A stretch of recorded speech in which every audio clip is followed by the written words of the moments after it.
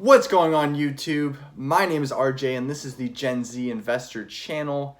Today I'm going to be talking about financial education. Jeremy, more specifically, I'm going to give my personal opinion or criticisms on his 3 stocks I'm buying kind of videos that he makes every single month. In my opinion, I think that there's a lot of misinformation on these videos, and I do not believe that watching these videos is going to lead you to make more money on the stock market and make better investment decisions. Additionally, I think that there are several fallacies that Jeremy commits when making his investment decisions.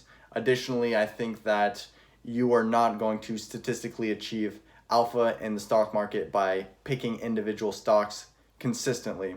So I'm going to kind of run through this latest video that Jeremy made. Additionally, I'm going to critique some of his kind of opinions and try to kind of show that there's a better way to make more money on the stock market.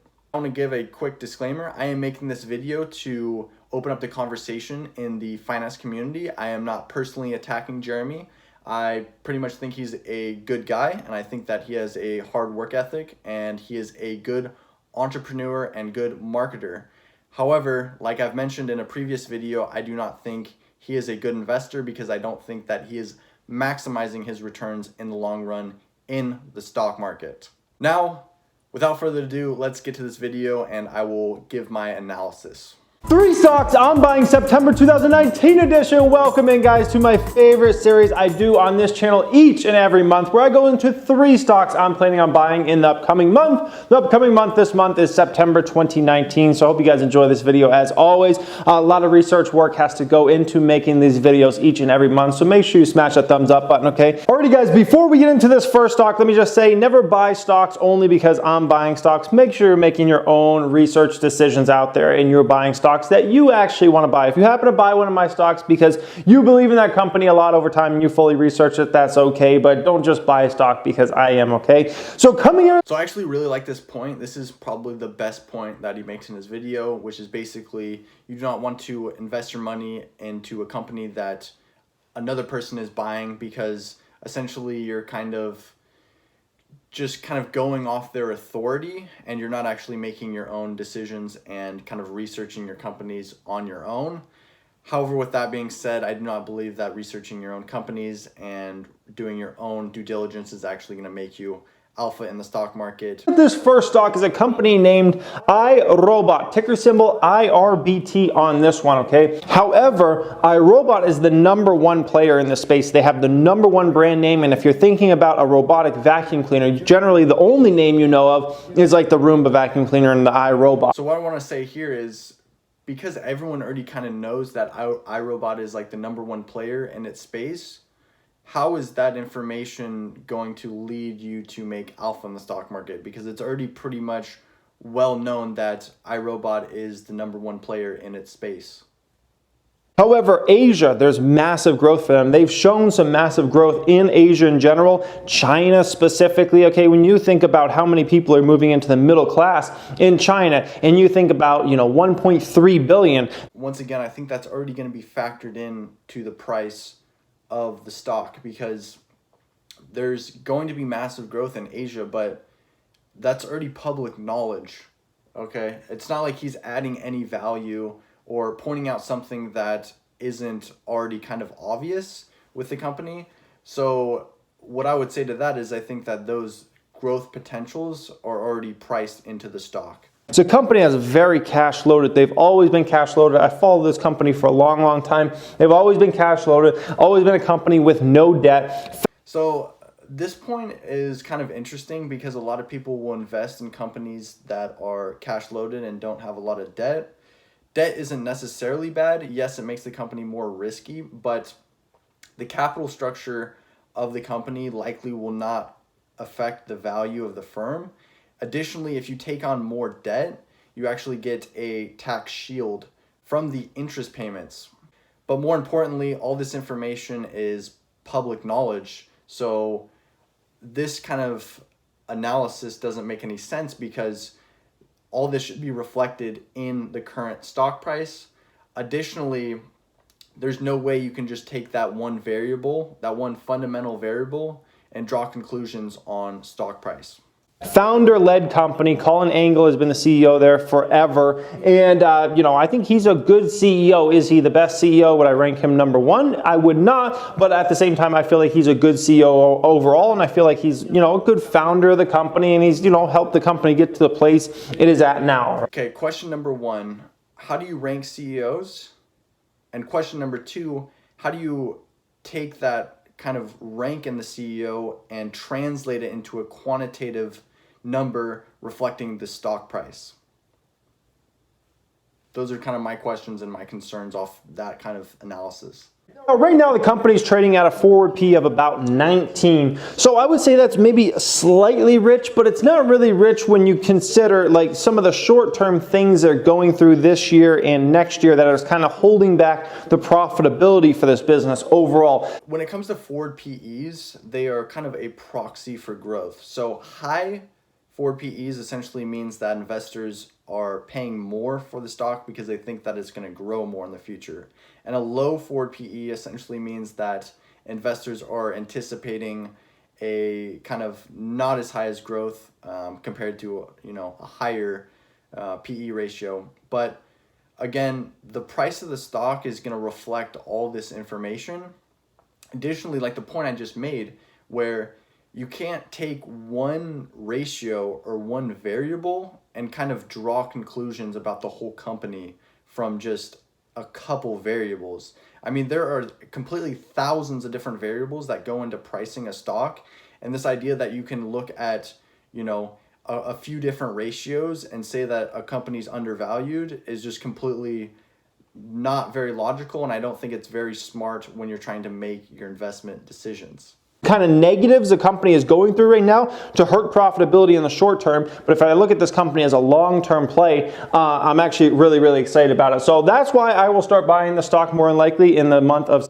There could be overreactions. However, there's no way to quantify that in terms of how much of an overreaction that kind of situation has created. So there's no way of saying, oh, this was an overreaction or this was an underreaction, in my personal opinion. And he's kind of explaining why he thinks that it's an overreaction. But again, he doesn't really know that it is an overreaction. And essentially, he's pretty much just price guessing, in my personal opinion. Alrighty guys, coming in stock number 2 is a stock I already have a slight position built, but I want to build this position actually much, much bigger, and I really like this stock overall. And this is a company named National Beverage Corporation, ticker symbol FIZ is on this stock. Big opportunity to expand internationally over time, okay? So look, company that is cash loaded and they don't have any debts. Again, going back to the previous point that I made, it's hard to kind of draw conclusions about investing in companies just based off that simple variable, in my opinion. That's just the way it is. Like, even if a recession comes, people don't stop drinking Coca-Cola. I mean, that's pretty common knowledge when kind of investing into a soft drink company, and he's not actually providing any information that's kind of an edge that's like not known to, most retail investors. It's a company that has a forward PE right now of about 15. So in my opinion, that's way too low. When you're looking at a lot of the drink makers that actually have like no growth in front of them, a lot of them trade in the 20s for a lot of their PE ratios. 15, I think, is very, very low for a company that has, in my opinion, good growth potential on a long-term basis, okay? What he's doing here is what they call comps analysis, where basically he's looking at forward PE ratios of different comparable companies. However, it's very difficult to draw conclusions on stock price from the forward PEs, and it's not going to actually help you make more money in the stock market. Big dividend payer basically every year, usually around November, December, they pay like a one-off dividend. I would expect them to pay a dividend of some kind this year. It'll probably be a pretty good sized dividend. That's just what they do most years. So I might actually make a separate video about this, but paying a dividend has no effect on the value of the firm. Additionally, if you are invested in a company that is basically achieving alpha, or they have an internal rate of return over kind of the risk-adjusted number, then they should be plowing everything back into the company and continually earning that high IRR for the company and actually returning more money to the investors. So having a big dividend payment is almost a negative if you're trying to look for companies that are going to return you alpha in the stock market. Okay. Now, in terms of this stock, it's fallen, off a cliff. And, basically, I started buying the stock when it was in the 40s, and I plan to continue to even if it goes into the 30s. But you got to keep in mind, this was a stock that, a year ago, maybe a little over a year ago, was $100+ a share. I think at one point it was like $120 a share. So the stock absolutely fell off a cliff in 2018 going into 2019. So what I want to say about that point is that is the gambler's fallacy manifesting itself into long-term investors' kind of behavioral aspects. So he said that National Beverage Corporation was just recently trading at about $120 and now it is down to $40. So just because the stock has moved downward recently, that does not increase the probability that it will move up in the near future. Again, prices pretty much follow a random walk. So again, if a stock corrects and moves down, that says nothing about the potential probability that it will move up. Needless to say, I should be buying the stock in the month of September 2019. And let's get into the last one, number 3. Before we get into stock number 3, let me just invite you to my private stock market group. That's going to be linked down there in the description. If you want to check out that more into depth, go ahead and click that link down there, guys. So I made a previous video about this. I do not think that by subscribing to his private stock market membership group that you are actually going to achieve alpha in the stock market. I will link the video down in the description below. I believe that picking individual stocks is pretty much impossible in terms of achieving alpha, and I think that you're kind of just going to get into a bunch of cognitive biases when you try to basically do that. Alrighty guys, coming in at number 3 is a stock that I have about 270 shares in as of today, okay? And if you're a loyal watcher of the channel, you know what it is. It is Tesla stock, okay? Ticker symbol TSLA on this one. Tesla, #1 player in electric vehicles. I love the #1 players, okay?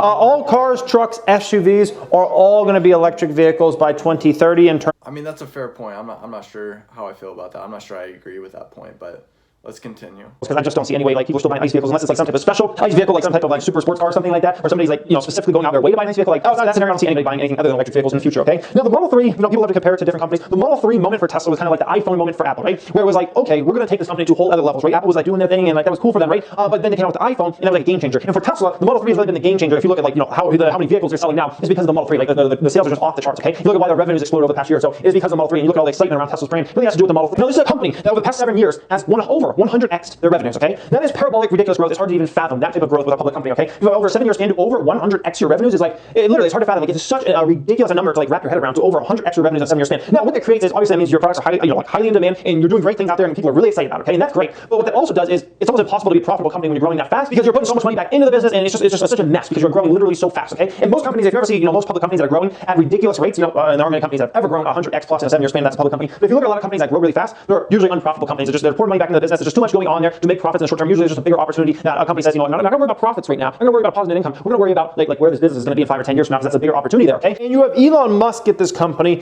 which is basically, Elon Musk represents a few things. Elon Musk to me represents a visionary CEO. There are very few CEOs that, we call a lot of people visionary CEO, but there are very few of visionary CEOs of public companies out there. Also, when I think about Elon Musk, this is a man that has unlimited money raising abilities.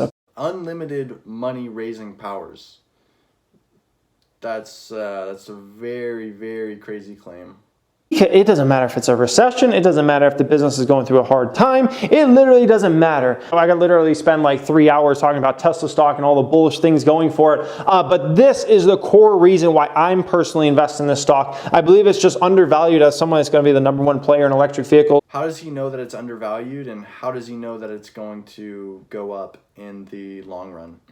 He's essentially just buying this company and basically just hoping that it will go up in the long run. Long time in the future. Model 3, Model Y, and the truck coming. I just look at all this and I'm like, it's a stock I'm obviously very excited about, guys. So my last point about him kind of talking about the Tesla stock, I have 2 major concerns about kind of the nature of what he was talking about and his kind of investment strategy. So my first point is that this is a very concrete example of the power of confirmation bias, in my opinion, when it comes to picking individual stocks. So if you don't know what confirmation bias is, it's essentially when you have a preconceived belief about, in this case, a stock, and any positive information that is related to that stock you tend to hype up, and any information that kind of goes against what you already believe or that's negative about the stock you kind of discredit. So in this kind of scenario, I feel like he is literally just married to this stock, and I don't think that that is actually going to lead you to becoming a very successful investor, because again, you're basically not looking at the stock objectively. Additionally, that does not mean that you're going to make alpha in the stock market. Additionally, what I want to say is that if you are bullish on Tesla, because Tesla has very liquid options that trade for substantial amounts of premium, if someone says that you are long, if they say that they're long Tesla in the equities market, like they own Tesla shares, you know for 100% certainty that they are not maximizing their returns of their portfolio, because there is absolutely no situation where being long Tesla is better than being short and naked put in Tesla. With how much Tesla puts trade for, there you can make so much more money selling puts on Tesla. It's not even funny. And the idea that going long Tesla is going to end up returning you more money is absolutely absurd. Again, if you want to trade Tesla, sell naked puts in Tesla, but do not go long Tesla, because there is literally no reason to. You can sell a naked put on Tesla, collect substantial amount of premium, and close out that position for large profits consistently. And what I want to say is that if you sell a naked put, you only have to put up 20% of the capital, like I've mentioned in previous videos, and you can have a lot more flexibility directionally, because if you go long Tesla, or if you go long any type of equity, you are essentially handcuffed to the direction of that stock. So if you were to buy Tesla, which Tesla's trading at about $215 right now, the only way you can make money on that position is if you sell Tesla for more than $215. However, with selling option premium, you can make money if you were wrong directionally. And that's my whole point of making this video, is that these long-term investors, all they do is they do a little dilly-dallying and they listen to conference calls, and then they buy stocks and they just hope that one day it'll be worth more. But they do not have any kind of concrete, logical reasons about how they can quantify their kind of decision making in investing. Again, I sell option premium on the stock market, which is a lot more quantitative, and I can actually have kind of logical, quantitative reasons of why I'm mechanically making a trade, and I'm not just hoping that a stock that I buy will go up in the future. So that pretty much wraps up my opinion on Jeremy from Financial Education. Hopefully you like this video and you can actually get value from this video, and you can kind of start to kind of realize that some of these kind of big YouTubers who invest in stocks actually are pretty much wasting your time, and they actually aren't going to end up making you more money on the stock market. Now, it is very important that you realize that watching these financial videos means that you want to make more money. And if you are watching videos that aren't going to help you make more money, then you're essentially wasting your time and you're not maximizing your net worth in the long run. Make sure you smash that like button, comment down below if you have any questions, subscribe for more content pertaining to finance related videos. Again, I hope you enjoyed this video. I hope you have a wonderful rest of your day. My name is RJ. This is the Gen Z Investor channel, and peace out.